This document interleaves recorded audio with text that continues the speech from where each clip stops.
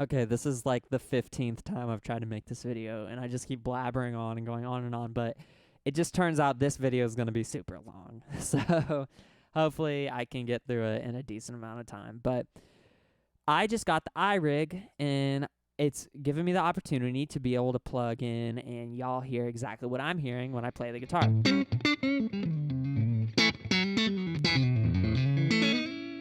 So I want to go over my Helix floor setup. And this preset is my everything. I can't live without this preset now. I've been using the Helix since I was a little baby.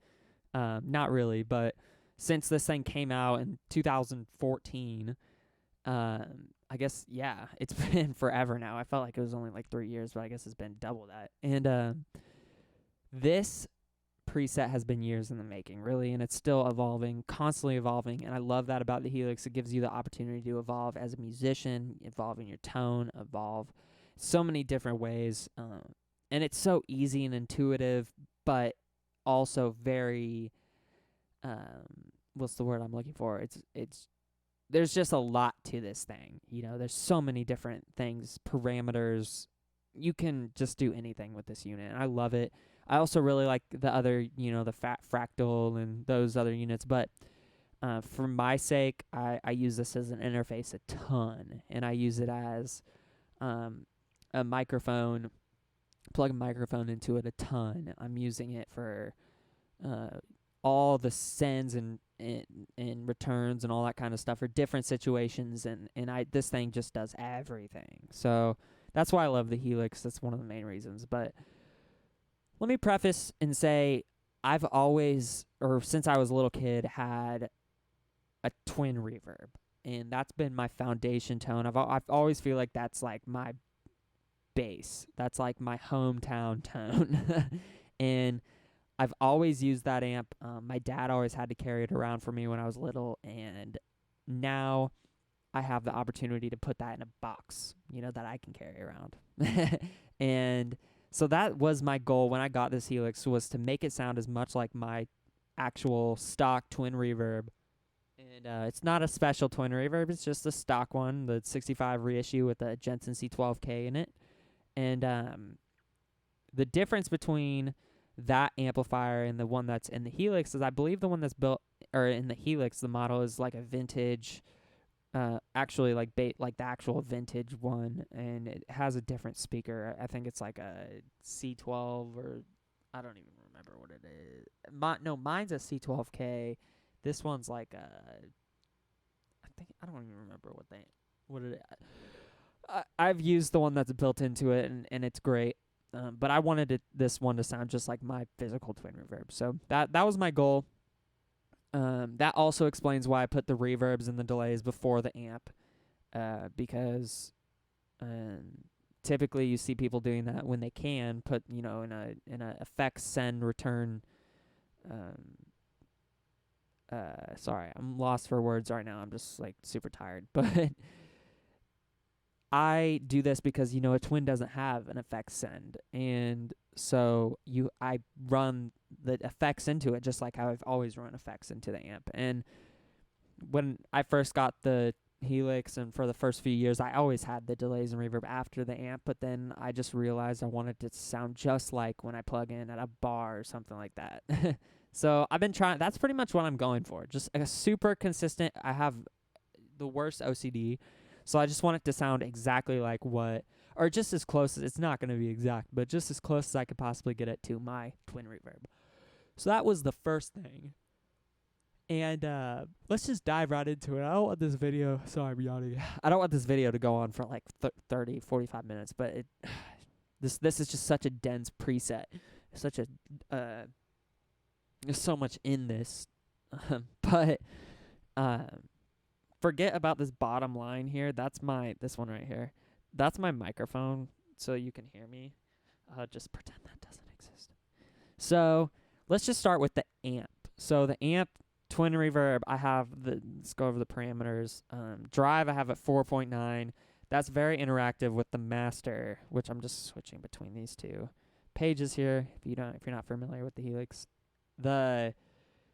I feel like this with the master at 8.9 or 9, drive right below 5 is like right where I want the break. Just the breakup. It's not like it's not there yet, but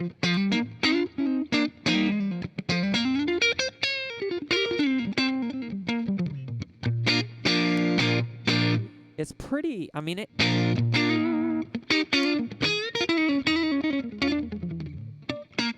I guess I don't know if it's on the verge of. It's kind of like right there. The compressor kind of gives it the more sustained feel, but it's pretty clean. So that's where I like it. Bass, mid, and treble, those I tweak a little bit. Just different situations, I'll move those around. Maybe boost the mid up to around 7. If I'm playing a different guitar like a 335, I'll bring the drive and I'll bring the master back. Also, bring like the threshold on the compressor back a little bit. But that's where I have it set right now. Presence, I have a 0 because my twin reverb doesn't have that presence parameter, and I feel like it adds stuff that's not actually on my twin. Channel volume I have is at 10. Master, we just went over that. Sag, I don't even want to mess with these parameters because I just don't even understand. If you really tweak them, I notice a heavy difference, but it's like just little tweaks. I can't really notice that big of a difference. Bias X, sag, all that stuff. I turn hum and ripple down just because I don't really care. And now on to the impulse response. So the impulse response is my cabinets and speaker mic simulation. So I use a third-party one. The one that's built into the Helix is awesome. This one just models the exact speaker that's in my twin reverb, which I bought from, I believe, Zombie Cabs, and it's an SM57, basically right on the center of a Jensen C12K and a Fender twin reverb. So that's what I always do. So I have the low cut at 100 hertz. I've used a billion different impulse responses, by the way, I should mention. And I like this one. I should also mention the Fender has this almost uncontrollable bell chime, like, high end to it that you can really get rid of that pretty easily with a high cut at like 5 or 6 hertz, but or 5 or 6 kilohertz, but I like it there for my clean, so I leave it up at 8 kilohertz. And if I'm playing into a recording session or something, I'll bring the level down to like negative 13, and that will put it basically at unity, or just right below unity. I guess that kind of stuff doesn't really matter in regards to tone. But now let's go over probably one of the other really important factors of my tone is my compressor. So I didn't start playing with a compressor until I got a Helix. So this has been a very long process getting used to using a compressor, but I love it now. I can't not play with a compressor now.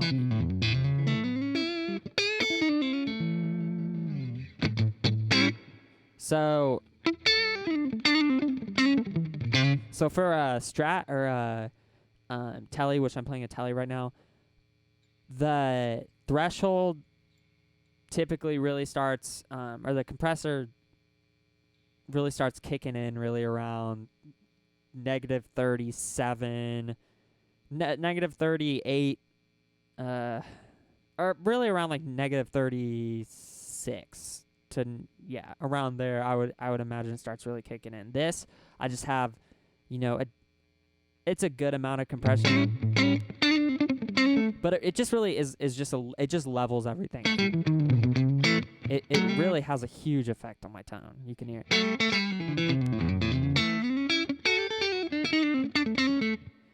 That's off. I feel like it does, at least. It's a feel thing, maybe. Attack, I leave it 38 milliseconds. Release, 200 milliseconds. mix all the way up and level around 3.7 to 4 decibels. In knee, it's 6 decibels. Okay, so I'm gonna skip over just a few blocks that don't actually have switches assigned to. Maybe I shouldn't skip over that stuff. So this is a mutant filter.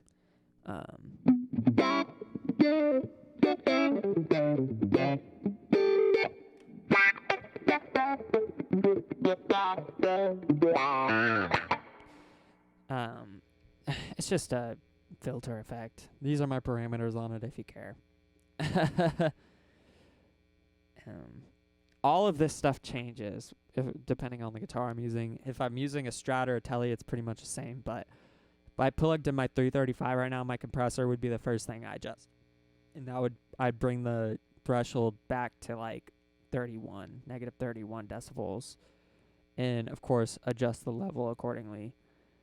And on to the next one I do have a foot switch assigned to. I just switched this today, actually. I'm using a kinky comp now, and I go between the kinky comp and, which is the Exotic Effects SP compressor, and I go between that and a higher or lower, whatever you want to call it, threshold deluxe comp. But right now I'm using the kinky comp, and that's just because, you know.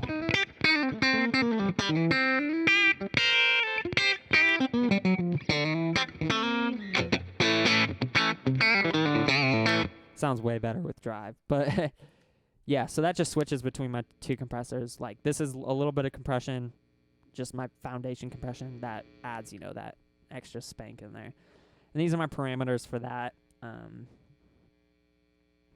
Now let's go on to, you know, pretty much the thing I tweak more than anything in the world, which is my drives. You think, I don't know why this is the situation, but I am constantly screwing with this stuff. I have EQs after each one of my drives. Like, here's drive 1, which if you see down here, I have drive 1, drive 2, and drive distortion, or drive 3, whatever you want to call it. And I love the King of Tone model, or the higher apparent, is what the Helix calls it. But I absolutely freaking love this thing. This is such an amazing, sorry, my low battery thing just came on. But this is such an amazing pedal. So versatile.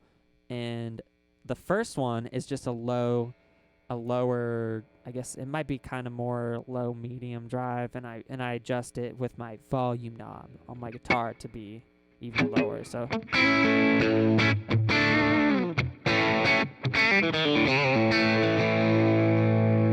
like if I'm playing like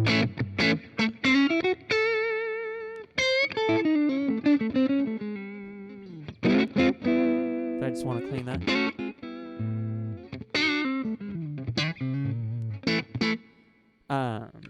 I love this thing.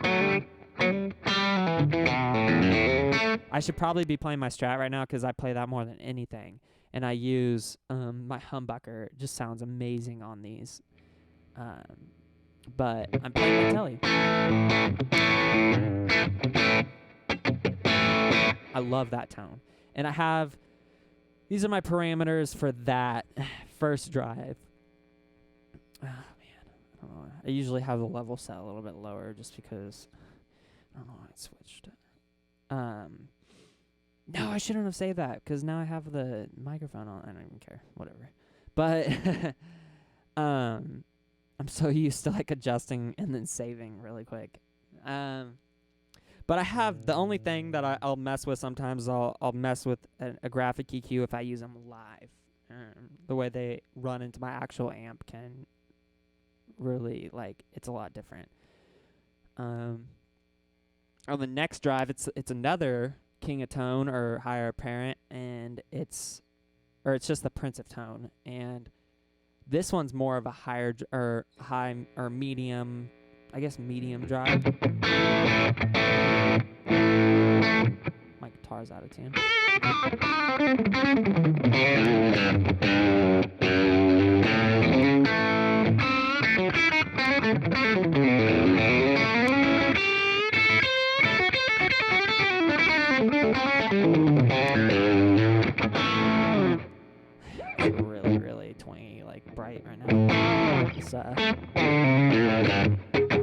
this telly. But this is also super, super versatile because I can roll the volume back and get almost pretty much what my last drive. The only difference between this one is I have a high cut on it. I have a high cut of 6.5 because the higher gain pedals, if you run into a twin reverb, it gets this brittle. Here, I'll actually show you.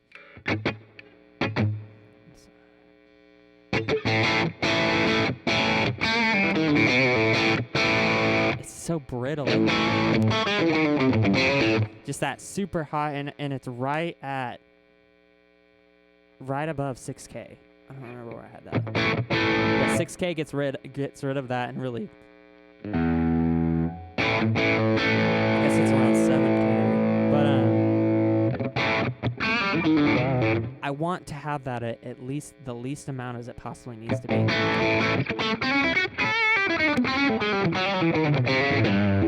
But I get rid of that brittleness with a high cut after that. So, and then when you stack these two, especially with my humbucker,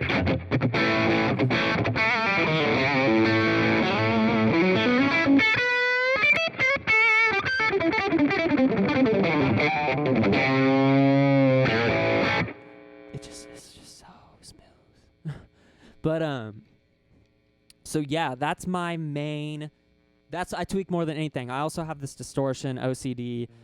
Ooh, this is actually a little different than, I guess I should explain this. I have the second path created, where I have nothing coming out of the first path, but it splits right here, an A-B split, and it goes 100% to B, which is this extra path down right here.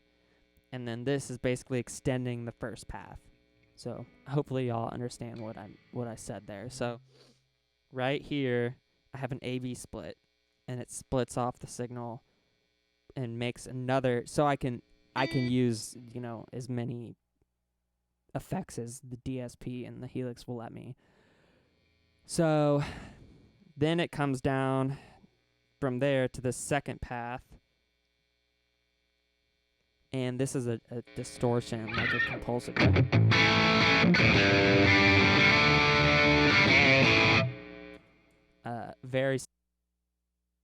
I'm going to tune my guitar really quick. It's going to cut off my mic.